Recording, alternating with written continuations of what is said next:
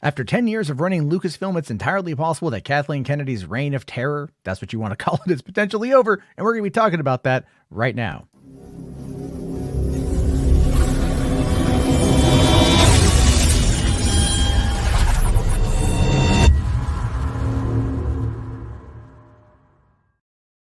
Hi, my name is Matt Jarbo. Welcome back to the channel. Today we are going to be talking about the future, the fate, and the overall legacy of one Kathleen Kennedy, who has been overseeing Lucasfilm now for well over 10 years. And it's weird to think that we are 10 years into Disney owning Lucasfilm, especially if you look at everything that happened with them over the span of the last decade, especially since the release, now 7 years almost since The Force Awakens. A lot has gone on, and today we're hearing through the rumor mill, through the grapevine, that her time at Disney might be over. So let's dive into this. Remember, put your little feather in your cap, right? Just make sure you know that it's possible.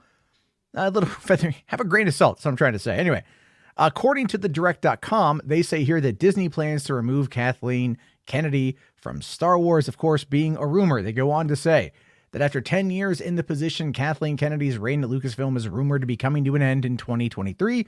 She's been president of Lucasfilm since 2012, when George Lucas sold his company to Disney, and also handpicked Kathleen Kennedy as the person to oversee Lucasfilm for the future. Bob Iger backed her, and Bob Iger backed all that up. Now, the thing you have to remember about Kathleen Kennedy, she started off working as a writer's assistant on 1942, that Spielberg film that came out in the late 70s.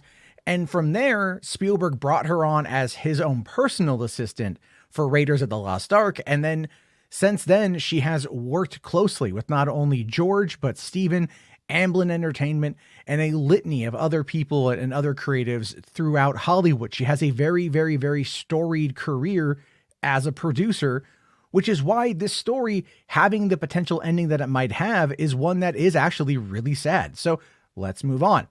According to John Campea, so take that again, grain of salt, he revealed on his show today that his sources have indicated to him that Kathleen Kennedy will be removed as president of Lucasfilm either before or after the release of Indiana Jones 5. I should say shortly after. His quote here is saying, "This is what I've heard. I have heard that the decision to remove Kathy Kennedy has already been made, and that she will be gone either sometime before or very, very, very shortly thereafter the release of Indiana Jones 5. Now, I want to be very, very clear here. I cannot independently say to you and confirm that this is a fact.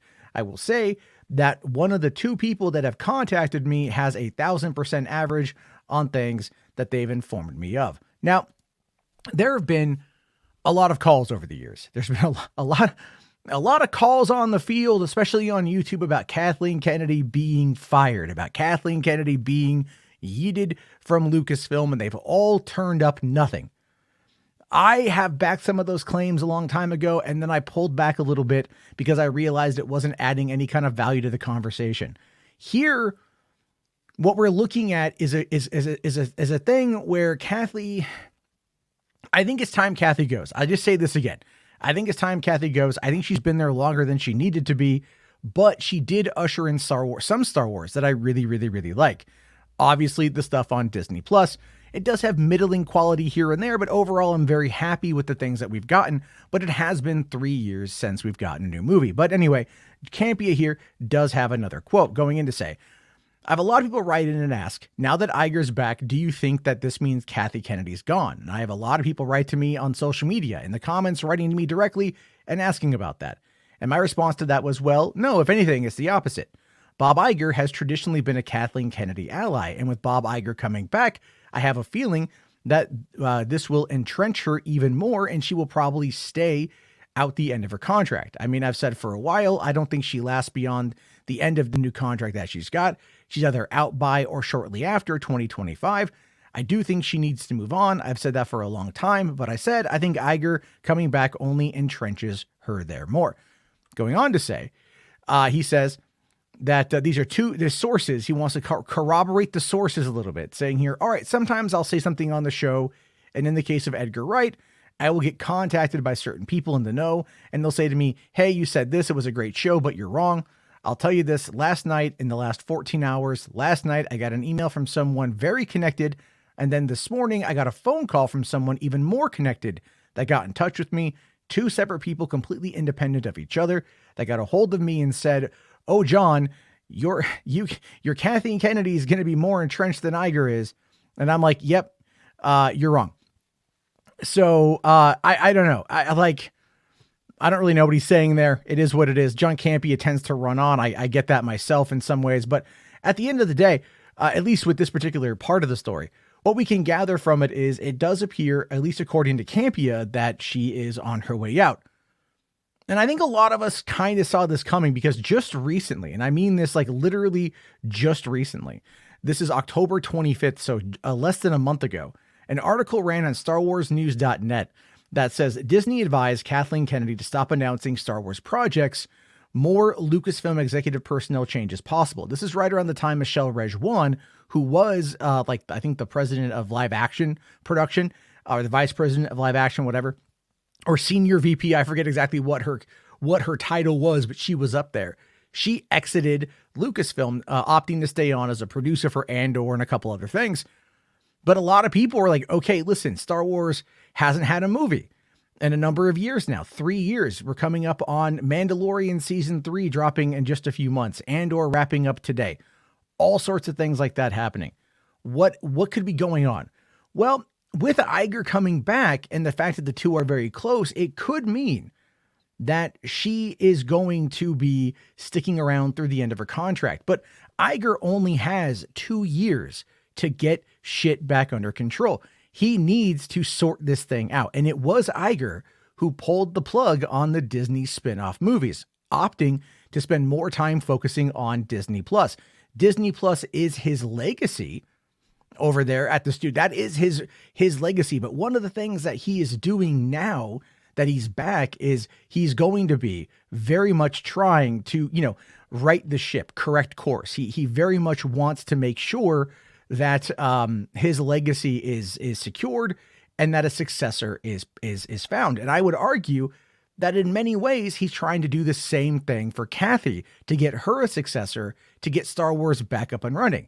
That obviously points then to who could potentially replace her. And obviously, everyone is going to be thinking about John and Dave, Favreau and Filoni, the dream team, the powerhouse, if you will, that gave us Mando, that gave us Book of Boba Fett, that gave us, Clone Wars Season 7, that are like, the popularity of Star Wars being rebirthed underneath them has actually done wonders for the franchise. More than J.J. Abrams, more than Tony Gilroy, more than even Kenobi. I mean, these guys have absolutely done it. But do they want to take over running Lucasfilm as a whole? Do we want them to take over running Lucasfilm as a whole? And the answer to that is still no. And let me explain why. These guys, they're creatives. They're executives, they're producers, but they're creatives. They're writers, they're directors, they're filmmakers, they're talent. You don't want talent running the show. You want someone who's got a solid, keen business mind to be the one overseeing Lucasfilm. It's not just Star Wars. It's Lucasfilm, ILM, Skywalker Sound. There's like now LucasArts Games. There is the publishing side of it with the books and the stories and the merch and everything else that's going on. It is not just one category. These guys would be great to oversee Star Wars as the executives who are overseeing all of Star Wars going forward. That would probably be the best for them. Kathy, I think, got in a little bit over her head with this, and it's been 10 years and she's held on as long as she possibly could. But again, it is getting to the time where this is something that should probably be walked away. Because look, Book of Boba Fett and Obi-Wan were the two other live action shows this year outside of Andor that both had high points and low points, but still kind of left audiences somewhat scratching their head. They were middling in many different ways. There were production issues on Obi-Wan Kenobi that like fundamentally screwed up how we as the audience perceived elements of the show. Boba Fett wasn't even like the most talked about person in his own series. And people were like, why is he trying to like become the Godfather only for the end of the series for him to go, yeah, I don't really want to do this anymore. There's a lot going on with these shows that were really good, but at the end of the day, they both kind of came up short. And that speaks, I think, to the fact that with Book of Boba Fett, they didn't really know how to expand the character in a way that would make fans happy. And with Obi-Wan, it was also kind of pointless because we already know Obi-Wan's story, and them having to shoehorn in canon, at least to have the rematch of the century, didn't necessarily do what they wanted it to do. And that is just kind of how these particular stories worked out. And another reason why Star Wars might be having a little bit of a rough ride right now, because there might be a little bit of audience, well, perhaps I should say a lack of audience confidence. You guys know what I'm trying to say on that one? And so when I say something like that, I go back to talking about Andor, because Tony Gilroy here, the guy behind Andor who brought it to the small screen, has done an amazing, epic, wonderful job. I love Andor. It's my favorite live action Star Wars show this year.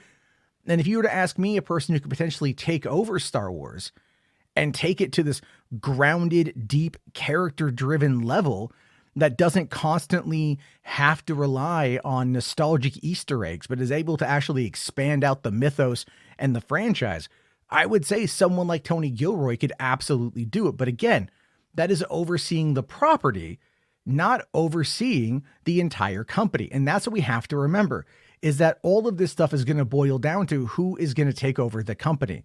Now, look, Lucas, back when he ran the show, he oversaw everything, but even by the end, he had checked out. He didn't want to do it anymore. He was tired of the online fan conversation. He was tired of the pressure, tired of everything. I mean, obviously we know that Red Tail's not living up to expectations, had its massive problem.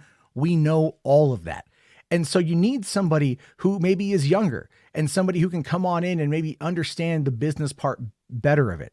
And I know that a lot of people out there are going to say, but Matt, come on, George Lucas, it's George freaking Lucas, man. Like, come on, this is the guy. He should be back running Star Wars. You know what? Even he would say that it's time to give it to somebody else, that it's time to give it to somebody who understands it from a younger person's perspective. And that is in part what Favreau and Filoni have done, but they should stay where they are. They should stay in the creation phase and not have to worry about the day-to-day. And that's going to be a massive problem if they are the ones that are tapped to take over. And I don't know exactly what's going to be happening with all that.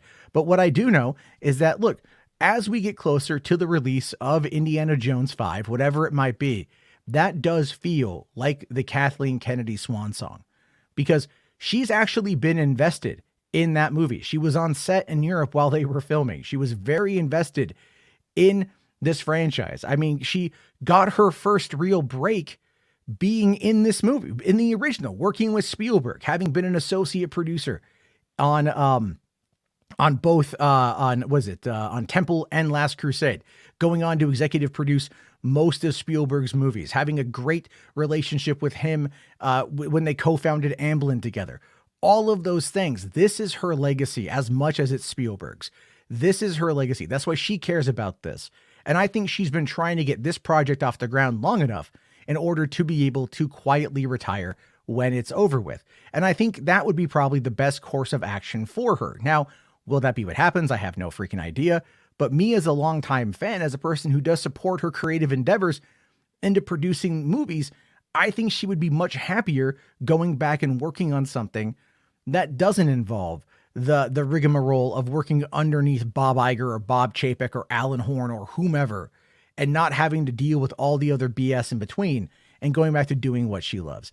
With any luck, though, Indiana Jones 5 will be good. If you've read any of the leaks, oh my God, they're terrible.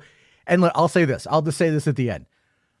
If the leaks are real and she signed off on that plot line, burn her at the stake, okay? Like, any goodwill I ever had will be gone.